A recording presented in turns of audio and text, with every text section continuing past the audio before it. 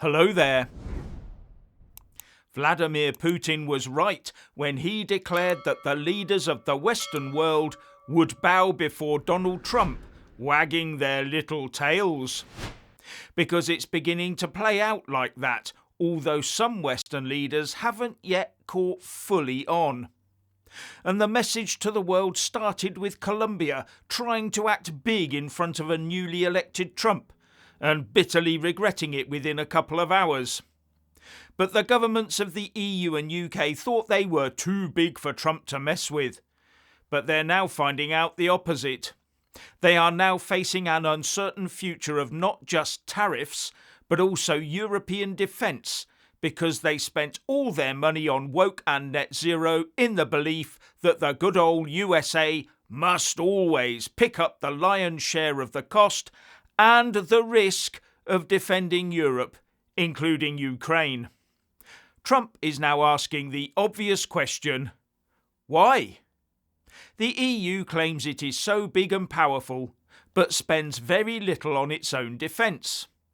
And the UK only manages to spend the NATO requirement of 2% of its GDP on defence because of some fancy accounting with line items on the defence budget. If Europeans can't be bothered to pay to defend themselves, why, asks Trump, should the US do it for them?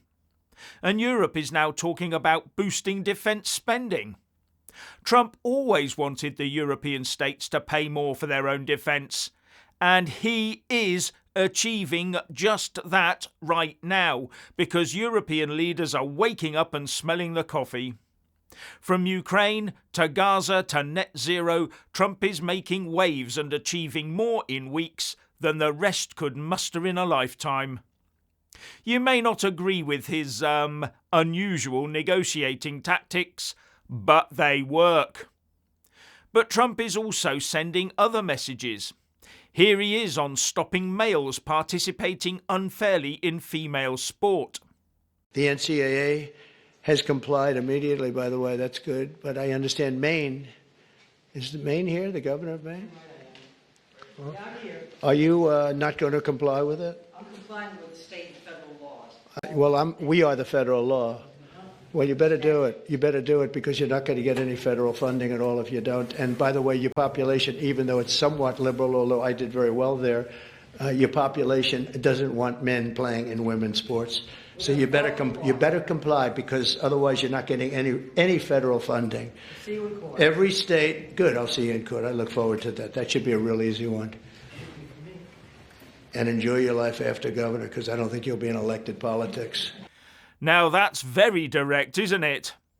Maybe he'll expect the UK to follow suit. And he's also sent the message that he's blowing DEI practices out of the US military by sacking the chairman of the Joint Chiefs of Staff, General Charles C.Q. Brown, halfway through his term, as well as 5 other top military officers being in his sights for firing for pushing DEI. His message is that the US military will be the greatest it can be, using the best it can get at every level, unhindered by anti-white, anti-male woke practices. And Trump is now telling Presidents Zelensky and Putin to get together to agree a peace deal over Ukraine. The only thing Trump hasn't got, yet, is a signature from Zelensky handing over rights to Ukrainian minerals in order for the US to backstop that peace deal. And in the battle to strip the UK citizenry of all rights to privacy, the Home Secretary Yvette Cooper has declared war on Apple. Cooper has secretly ordered Apple, a US company, to provide the UK with a hidden backdoor into people's encrypted data held on Apple devices and systems. Apple has refused, other than to drop their enhanced security package for UK users, so putting UK citizens at a massively higher risk of being hacked. Blame the next information breach on Yvette Cooper. But these orders are meant to be secret. So is every other encrypted system and device, from phones to VPNs to encrypted SSDs in the UK from other companies already compromised like this. Now that would be massive. But I wonder if Donald Trump or JD Vance will be reading the Riot Act to the UK government over this. And in case you missed it, the Labour government is pushing the Data Use and Access Bill through Parliament right now, despite being forced to declare on the face of the bill itself that it is not compatible with their much worshipped European Convention on Human Rights.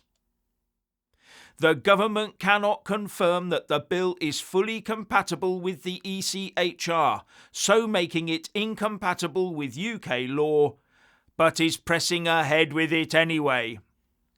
Despite their Attorney General Lord Hermer declaring that the UK will always follow international law like the ECHR to the letter.